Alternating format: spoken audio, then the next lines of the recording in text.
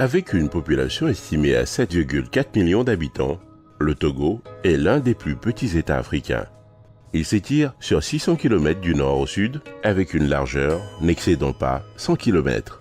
Sa superficie de 56 785 km² ne l'empêche pas d'être reconnu pour la diversité de ses paysages. Une côte de sable fin, bordée de cocotiers, des vallées verdoyantes et de petites montagnes dans le centre du pays, des plaines arides et de grandes savanes plantées de baobabs au nord sont des caractéristiques fondamentales du Togo. À l'instar des autres pays de la planète, le Togo observe aussi des changements climatiques. Ils sont matérialisés essentiellement par la diminution de la pluviométrie, entraînant des perturbations sur les activités économiques, notamment l'agriculture, qui regorge plus de 2/3 de sa population. Nous constatons que dans le déroulement des saisons, il y a des poches de sécheresse, ce qui a un effet sur la production. Il y a le décalage des saisons, il y a le retard dans l'arrivée des pluies, il y a également la fin brutale de la saison des pluies, il y a le raccourcissement des saisons et tout ceci agit sur la production agricole au Togo. De même, on constate l'élévation du niveau de la mer qui est accompagnée de l'érosion côtière. Pour faire face à ces phénomènes, plusieurs partenaires techniques et financiers, notamment l'Union européenne, la coopération française, le PNUD, la FAO et d'autres acteurs intervenant dans le développement sont mobilisés dans la lutte contre le changement climatique au Togo. Ma formation initiale est une formation d'ingénieur à l'école des mines d'Albi. Dans le cadre de cette formation, j'ai été au Togo pendant 4 mois en tant que volontaire pour une ONG locale. Suite à cette expérience, j'ai voulu continuer mon projet professionnel dans un pays en développement et c'est pour ça que j'ai choisi et postulé pour un VIA au Togo à l'ambassade de France au service de coopération et d'action culturelle. Il s'agit de m'occuper du suivi des politiques et des actions environnementales au Togo, mais aussi de la thématique gouvernance. Je m'occupe aussi également des thématiques d'enseignement supérieur et de recherche. La COP21 à Paris, en fait, il faut revenir dans l'historique un petit peu de la diplomatie climatique. En 1992, la conférence de Rio prend place et en fait, chaque pays qui a signé la Convention cadre des Nations Unies pour le changement climatique qui a débuté cette année-là, en fait, chacun de ces pays se réunit chaque année dans le cadre de conférences de parties ou COP. Et chaque année, c'est dans un endroit différent et cette année, en décembre, ce sera à Paris. On attend beaucoup cette année à Paris puisqu'il s'agit de prendre un engagement après la fin du protocole de Kyoto. Donc on attend un accord juridiquement contraignant et universel avec un volet financement, un volet contribution nationale pour savoir quelle va être la contribution de chaque pays et un volet aussi société civile pour connaître l'engagement et pour mettre en valeur l'engagement de la société civile lors de la COP21.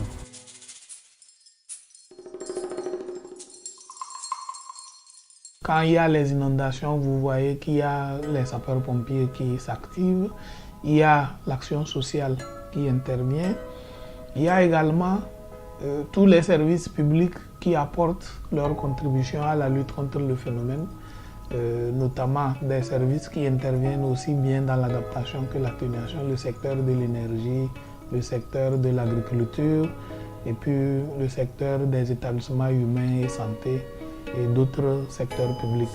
En dehors des acteurs du secteur public, nous avons les acteurs du privé qui sont chargés essentiellement d'apporter leur contribution, souvent financière, pour aider à résoudre le problème. Et mis à part les acteurs du secteur privé, nous avons également les acteurs de la société civile qui jouent un très grand rôle. De leur côté, les ONG nationales et internationales tentent d'apporter leur contribution en mettant au point des projets visant à réduire non seulement la vulnérabilité des populations, mais aussi les émissions de gaz à effet de serre. France Volontaire, en tant que plateforme multi-acteurs, s'associe à cette dynamique en offrant des espaces de construction collective, d'échange de pratiques et de développement des synergies. Plusieurs projets sont ainsi menés dans le champ de l'environnement et spécifiquement contre les changements climatiques par des associations togolaises et françaises. Ces actions mobilisent chaque année des centaines de volontaires togolais et français.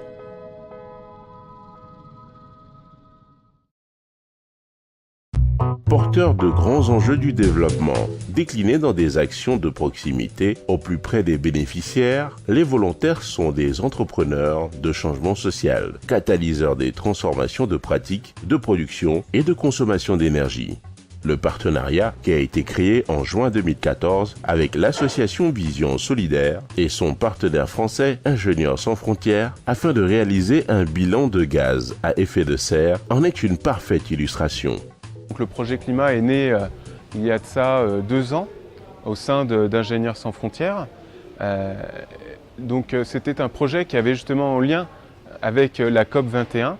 On souhaitait donc faire montrer à l'ensemble des décideurs que nous étions capables, nous à notre petite échelle, de mettre en place des négociations et des accords pour une réduction des gaz à effet de serre.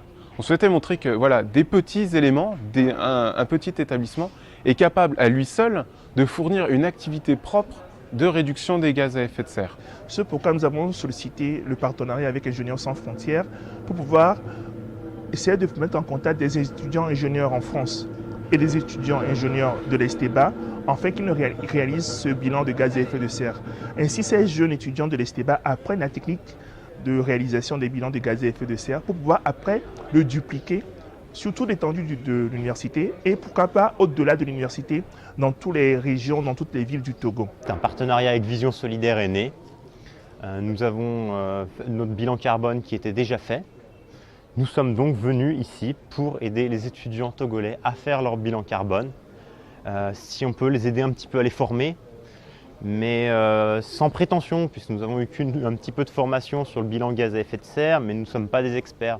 Ce que nous avons fait avec le projet, c'est que nous avons essayé d'évaluer en quantité de tonnes équivalent CO2 et l'émission de gaz à effet de serre à l'Esteba. Nous l'avons fait avec les ingénieurs sans frontières de l'Université de Savoie en France. Ici, nous sommes au Togo, le pays est encore en voie de développement. Donc eux, on a retrouvé un gaz à effet de serre de 0,6 tonnes équivalent CO2 par personne. Il a été calculé par le GIEC une valeur de 1,65. C'est une valeur où si chaque personne émettait autant de gaz à effet de serre, le réchauffement climatique serait limité à 2 degrés. Or, nous en Europe, on tourne plutôt à 10 tonnes, alors qu'ici ils sont à 0,6. C'est très peu, ils ont encore une grande marge de progression avec leur développement. Si j'ai une moto et qu'il y a un petit frère qui a une moto aussi, bon, on peut essayer de se prendre à moto tous les jours. Non seulement on économise en termes d'argent, mais aussi on émet moins de gaz à effet de serre. Il rentre dans un amphi, les ventilos sont là, ils tournent seulement. Et puis peut-être c'est un seul étudiant qui est assis sous un seul ventilateur. Le mieux c'est qu'il éteigne les autres ventilateurs s'il veut vraiment, c'est-à-dire être ventilé, que le seul ventilateur le ventile et non que sur une salle 12 ventilateurs soient allumés alors qu'il n'y a qu'une seule personne dans la salle. Et s'il arrive dans la salle aussi et qu'il y a plusieurs lumières allumées, il peut allumer la seule lumière sur laquelle il est. Et comme ça, on essaie d'économiser de l'énergie.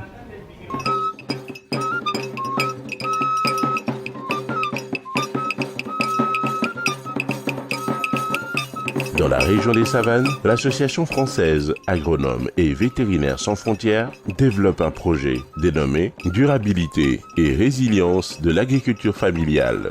L'objectif de ce projet consiste à faire la promotion et l'amélioration de la résilience des exploitations agricoles aux aléas climatiques et économiques par les pratiques durables.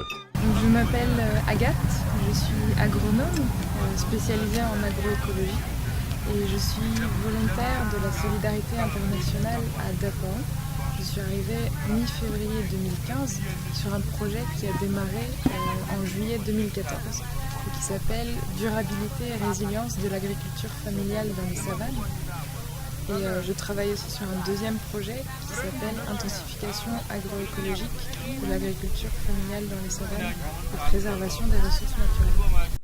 Le travail des volontaires avec les paysans à travers des fermes-écoles sert à réduire la vulnérabilité économique des exploitations en améliorant l'habitat, l'alimentation et l'état sanitaire des petits élevages, l'emménagement et l'équipement des sites maraîchers pour développer la culture maraîchère dans les bas-fonds font également partie des objectifs du projet. Les volontaires ont aussi pour mission de contribuer à la production des références techniques en lien avec la recherche au renforcement des capacités des acteurs publics et privés du développement rural dans les savanes. Ils sont en train de préparer les poquets pour le semis du soja. Et le principe, c'est qu'il y ait 2 lignes de soja sur chaque billon. Donc la première personne, elle a un planteur avec qui mesure l'écartement grâce au bâton qui est devant. Donc ça lui donne un signal pour faire le poquet suivant en respectant les écartements. Et la deuxième personne qui suit, elle fait la 2e ligne de soja en respectant les mêmes écartements. Sur le plan mondial, le carbone joue un rôle très important. Ça rentre dans la composition de beaucoup de choses. Et on s'est rendu compte aussi qu'il y a la dégradation de cet élément. Cet élément se retrouve dans l'atmosphère, se retrouve dans les végétaux et bien entendu aussi dans le sol.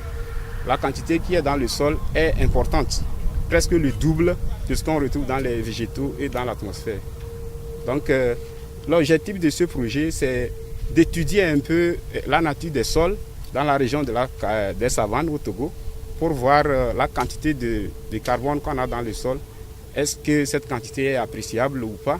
Et comment faire pour que cette quantité, le faible taux ou bien le taux qu'on a dans le sol ne s'évapore dans l'atmosphère. Parce que qui dit évaporation dans l'atmosphère dit aussi augmentation du taux de carbone. Et le carbone rentre dans la composition de beaucoup de choses, des autres gaz qui peuvent contribuer à l'augmentation des gaz à effet de serre. Et vous savez que l'augmentation des gaz à effet de serre dans la nature influence beaucoup sur les changements climatiques. Dans les plateaux, l'ONG FAGAD mène le projet APRORIV. L'objectif de ce projet vise la protection des rivières de Kpélé par le reboisement des berges et la sensibilisation des populations avec l'appui financier de l'Union européenne et de l'État togolais via le Programme national de gestion d'actions décentralisées en environnement, PNAD. Le projet APRORIV, c'est pour la protection de nos rivières parce que nous avons vu que ces rivières courent un danger. Les gens commencent à exploiter jusque dans les lits des rivières. Des fois, les rivières même, je dirais, sont vendues tellement que si on ne fait rien, bientôt il peut y avoir des inondations et il peut y avoir manque d'eau.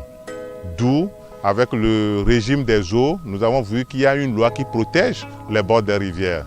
Et nous avons initié ce projet financé par l'Union européenne avec la coopération du Togo qui s'est représentée par l'institution PNAD. Donc chaque bord des petites rivières, nous avons de 10 mètres, nous avons reboisé les plants comme Mélina, des fruitiers pour que la population puisse en vivre et laisser les arbres debout. Avec ce projet, nous pensons vraiment sauver l'eau et sauver l'environnement. Et c'est grâce à la participation des jeunes volontaires internationaux venus de plusieurs horizons. Et nous avons reboisé 7 rivières, les bords de 7 rivières dans la préfecture de Kpélé.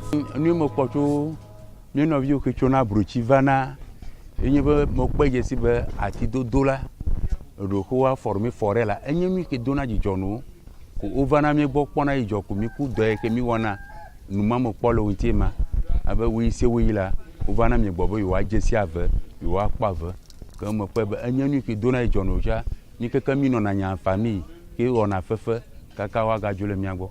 Plusieurs volontaires français ont contribué à la mise en œuvre de ce programme par des actions de sensibilisation de la population sur le danger des produits chimiques et à couvrir les bords de la rivière d'arbres fruitiers et d'autres espaces comme le Mélina.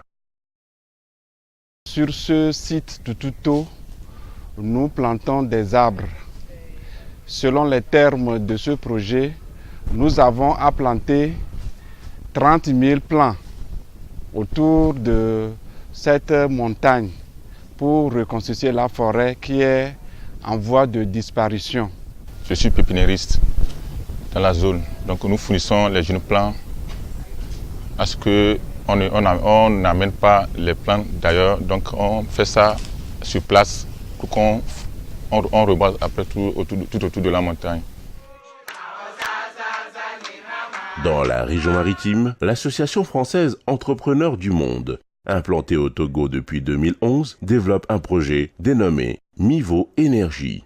L'objectif de ce projet est de lutter contre la précarité énergétique des populations. Mivo Énergie est un projet d'entrepreneurs du monde qui vise à lutter contre la précarité énergétique au Togo. En effet, on est parti d'un constat.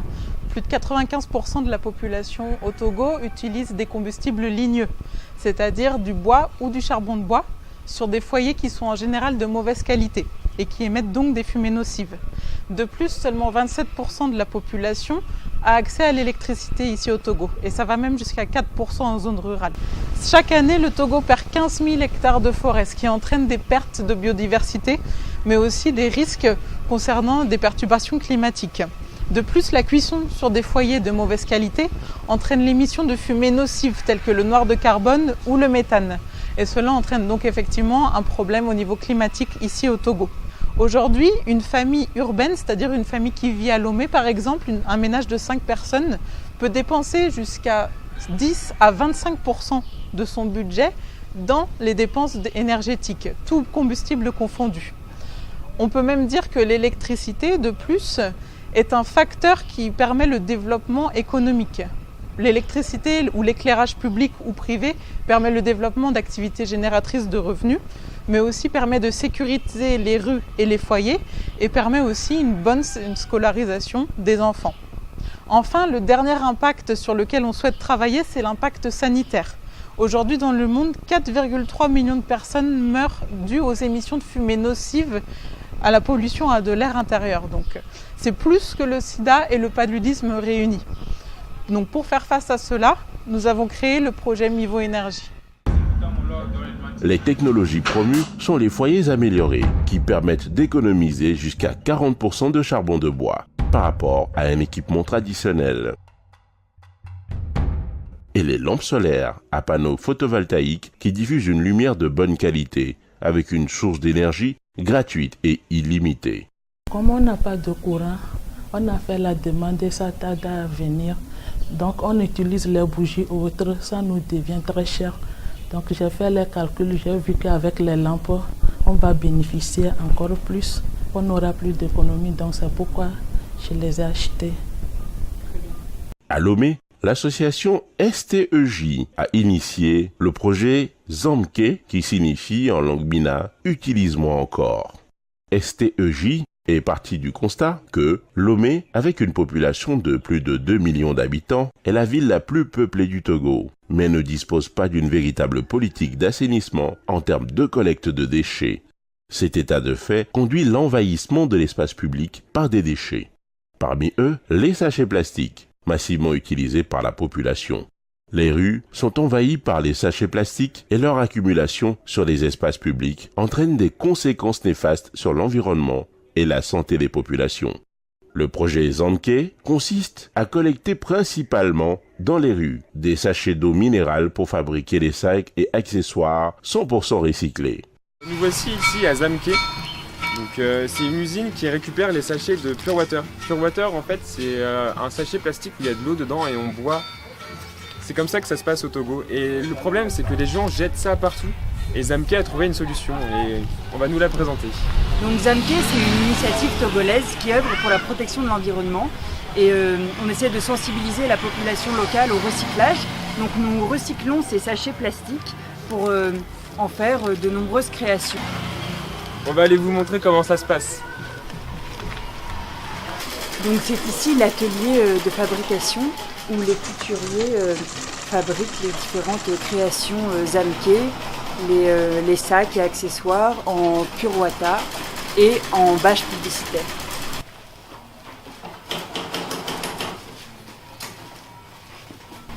Aujourd'hui, nous recyclons 300 000 sachets par mois. Nous avons 2 ateliers de fabrication de nos articles à Goué et à 18 km de Lomé, la capitale du Togo. et à Palimé, où nous sommes à 2 heures de Lomé. 230 sacs et accessoires sortent de ces ateliers chaque mois. Des produits pratiques dont les habitants ont quotidiennement besoin. Nous avons des trousses de toilette, donc ça c'est une grosse commande de trousses de toilette. Nous avons des trousses plates, des petits porte-monnaies. Là nous avons des trousses arrondies.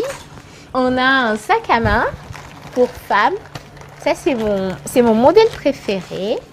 C'est pratique comme ça. Zamké signifie « utilise-moi encore ». Ici, tous les articles sont conçus à partir de sachets plastiques recyclés. Assemblés entre eux, ils forment une véritable ressource pour cette marque. Ces sachets sont bien connus des Togolais. Il en existe plusieurs sortes.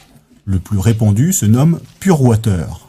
Cette petite poche plastique d'eau rafraîchissante se vend à environ 2 millions d'exemplaires par jour dans le pays. Après consommation, ce sachet plastique est malheureusement jeté au sol, un déchet qui envahit les rues togolaises. Avant que Zamké redonne une seconde vie aux sachets, il faut les récupérer. C'est le rôle de David, qui n'hésite pas à taper à toutes les portes. Nous allons vers les entreprises, vers les maisons. Il y a des gens aussi qui nous ramènent les sachets là. Donc nous allons vers toutes ces personnes-là pour récolter les sachets. Et après, il y a une équipe qui est là pour laver ces sachets-là. Les 22 employés manquent de matériel performant pour accroître l'activité. Le chiffre d'affaires de l'année passée s'élève à environ 5 500 €. Pour se développer, Aimé bénéficie d'une aide du Fonds pour l'environnement mondial. Cette organisation financière indépendante lui a accordé 46 000 $. Mais l'objectif principal, c'est de changer les comportements face aux déchets plastiques. Notre rêve, c'est de voir dans 5 ans, 0 sachet qui traîne dans les rues. Parce que les Togolais auront compris qu'il y a une initiative locale à encourager et eux-mêmes, ils accepteront de nous apporter directement les sachets au lieu de les jeter par terre. Véritable social business, les bénéfices de l'entreprise seront utilisés pour développer des projets sociaux à destination de Stage, une maison de quartier pour enfants fondée par l'entrepreneuse. Prochainement, un autre atelier ouvre dans le nord du Togo. Ainsi, Zamké devrait tripler sa capacité de production.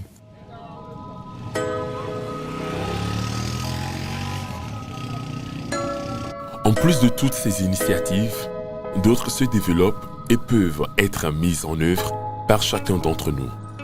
À titre d'exemple, on peut citer des actions telles que le compostage des déchets organiques, le recyclage des piles électriques, etc. On voit bien que la lutte contre le changement climatique fait appel à une prise de conscience individuelle et collective. Le changement climatique me concerne moi, te concerne toi, nous concerne tous.